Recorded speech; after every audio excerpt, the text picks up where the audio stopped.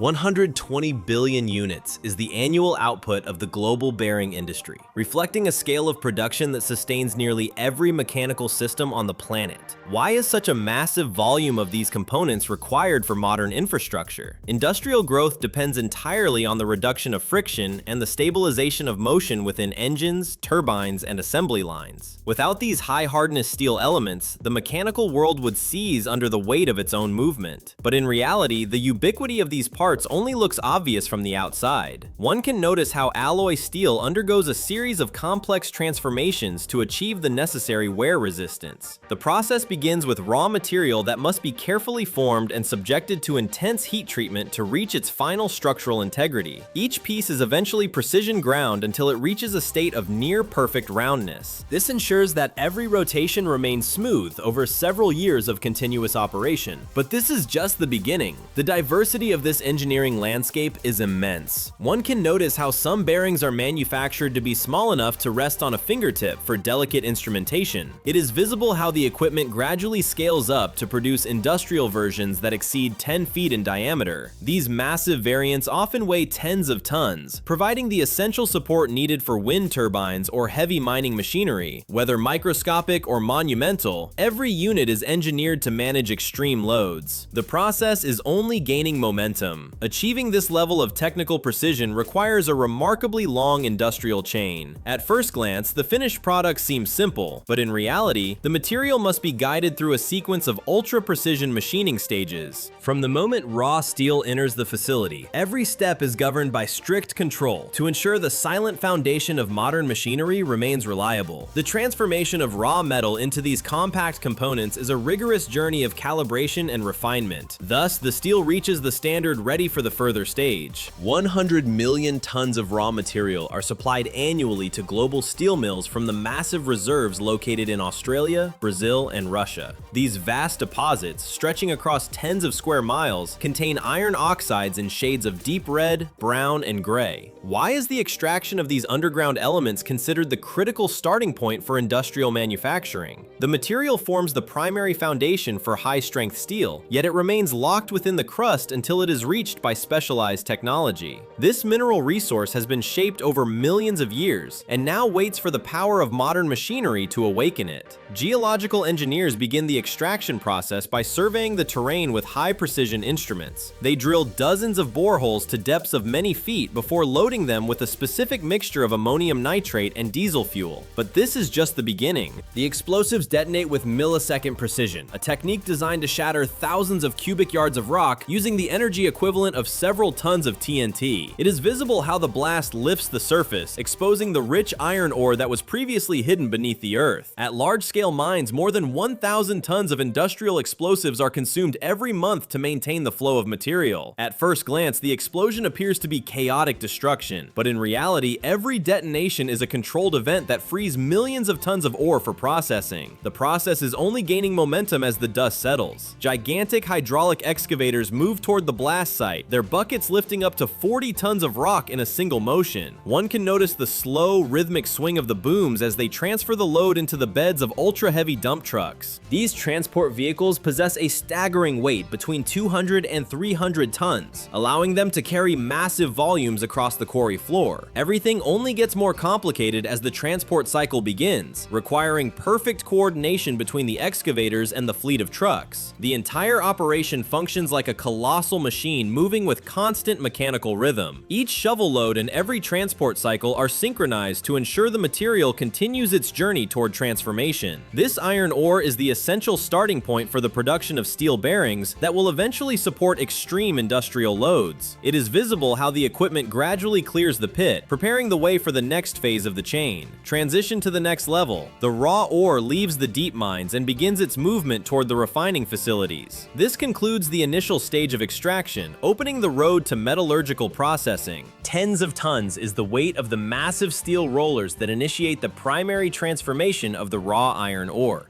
Why is the material subjected to such intense mechanical pressure immediately upon arriving at the processing plant? The ore enters a high-capacity system where boulders are broken into smaller fragments by the relentless weight of the machinery. But this is just the beginning. It only looks obvious to break the rock into pieces, but in reality, the ore must reach a specific consistency. The material moves into continuously rotating ball mills, where it is ground even finer into a uniform powder.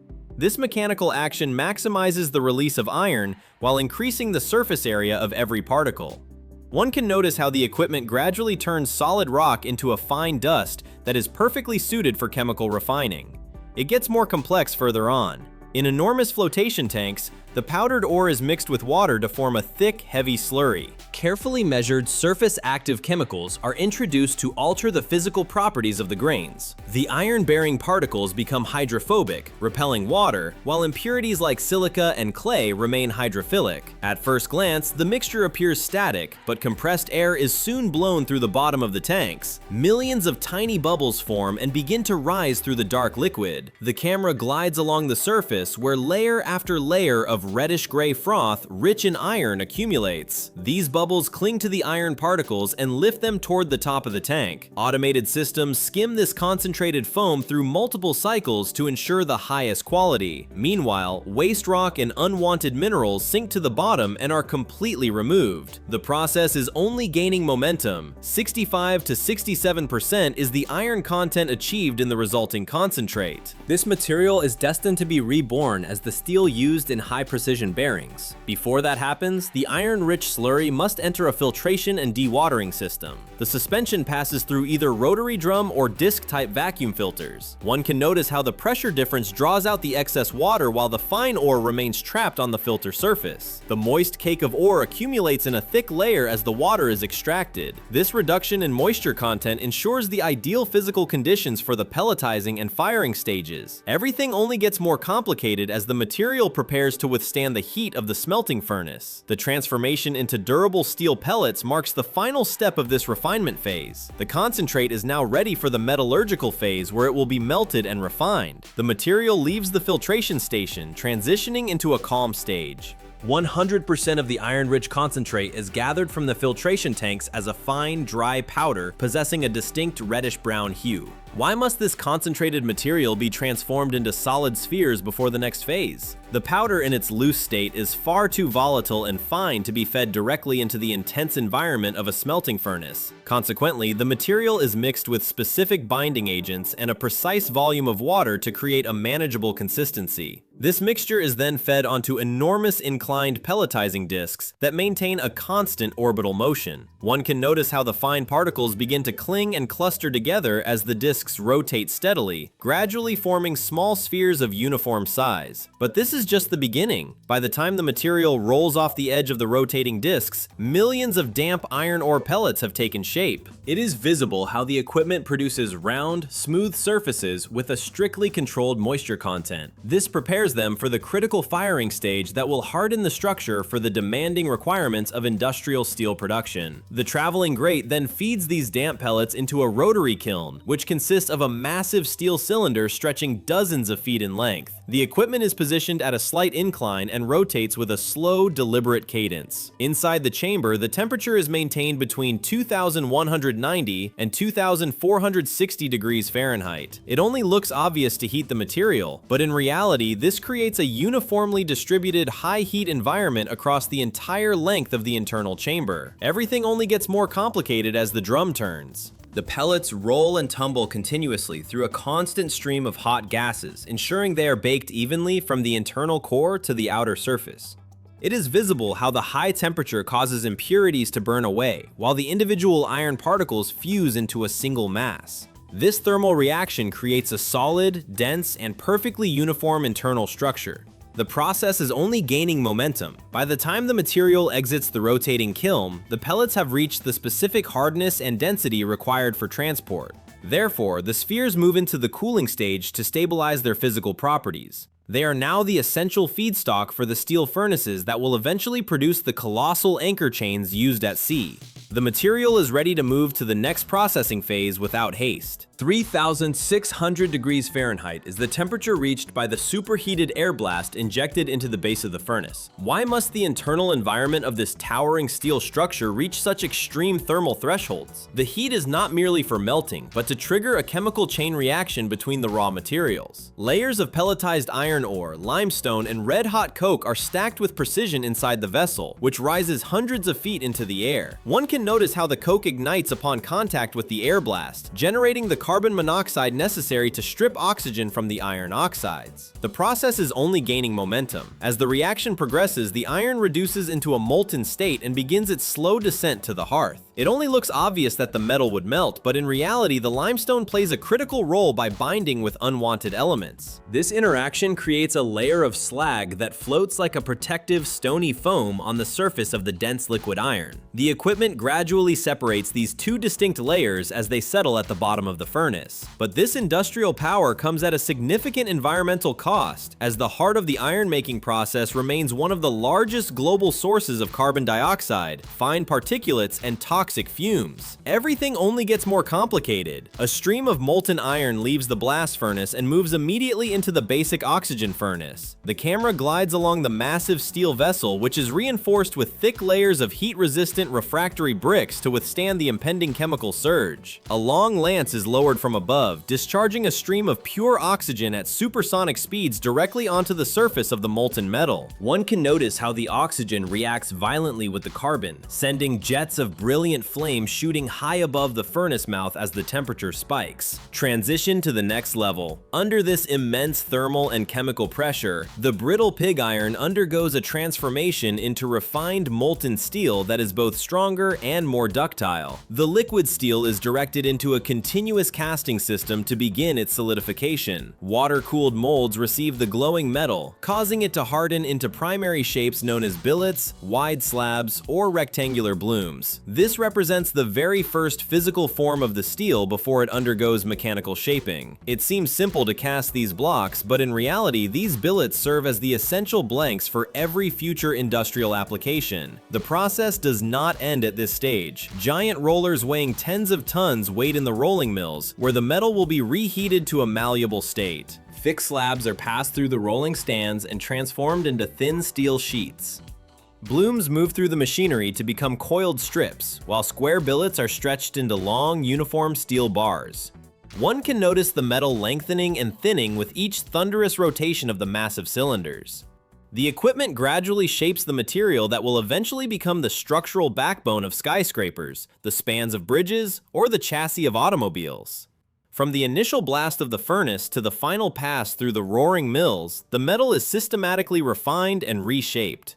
The material is ready to move to the next processing phase without haste. 150 millimeters is often the diameter of the solid round steel bars that arrive at the fabrication facility from the metallurgical plant. These heavy workpieces undergo a secondary rigorous inspection to verify the steel grade, diameter, and hardness before they are permitted to enter the cutting line. Why is this repeated verification necessary when the metallurgical plant has already certified the material? A single discrepancy in the alloy composition could cause a catastrophic failure during the high-pressure forging process that follows. The bars consist of high-carbon alloy steel containing chromium, a material recognized for its extreme wear resistance and structural stability. One can notice how the metallic surface reflects the overhead industrial lighting as the bars move toward the saws. This specific alloy is ideal for bearing production due to its ability to maintain integrity under constant friction. Automated hydraulic cutting machines operate in a continuous cycle, positioning each heavy bar with the assistance of laser sensors before the massive blade descends. Each stroke of the hydraulic system is measured and deliberate. Every cut produces a short cylindrical blank with a precisely calculated length, forming the physical foundation for components that will later be forged and machined into balls or bearing rings. It seems simple to merely divide a steel bar into segments, but in reality, any deviation in the length of the blank will result in an imbalanced volume of metal during the forging stage. The process is only gaining momentum. After the cutting stage is complete, each blank is checked for dimensional accuracy and mass uniformity to ensure complete consistency across thousands of units. Precision engineering of this scale cannot compromise on the weight of a single blank. The steel pieces are then transferred via heavy-duty roller conveyors toward the next sector of the plant. The camera glides along the line as the metal cylinders march toward a primary heating furnace, where the material is brought up to a specific temperature in preparation for forging. From iron ore buried deep beneath the earth to these steel blocks now approaching micron-level machining, a vast chain of transformation has already taken place. Everything only gets more complicated as the material prepares to become a critical component of a modern mechanical system. Once cut into uniform steel blanks, the material undergoes a period of controlled cooling to stabilize its internal molecular structure and relieve residual stress. This thermal stabilization helps the metal preserve dimensional accuracy for the machining stages that follow later in the sequence. When the appropriate temperature range is reached, the blanks are fed into the primary heating furnace. Within this tightly regulated high-heat environment, the steel becomes significantly more ductile. It is visible how the metal begins to glow as it prepares to withstand intense compressive forces during the forming process. Transition to the next level. Once the necessary ductility is achieved, the glowing steel blanks are transferred to an automated ring rolling system. Under immense compressive force, the metal is bent and closed into a seamless steel ring. This creates the foundational structure for both the inner and outer bearing races that will eventually support high-speed rotation. The forming process occurs rapidly, yet remains tightly controlled to maintain concentricity and minimize any geometric deviation from the central axis. One can notice how excess material along the edges is removed immediately by specialized trimmers to ensure a clean and balanced profile. It gets more complex further on as the rings enter a critical heat treatment cycle. The metal is heated to a high temperature and then cooled at a precisely calculated rate, a process known as quenching. This rapid but controlled thermal shift increases the surface hardness while improving the overall resistance to wear. As a result, each ring achieves not only the required structural strength, but also a stable internal grain structure. This provides the critical foundation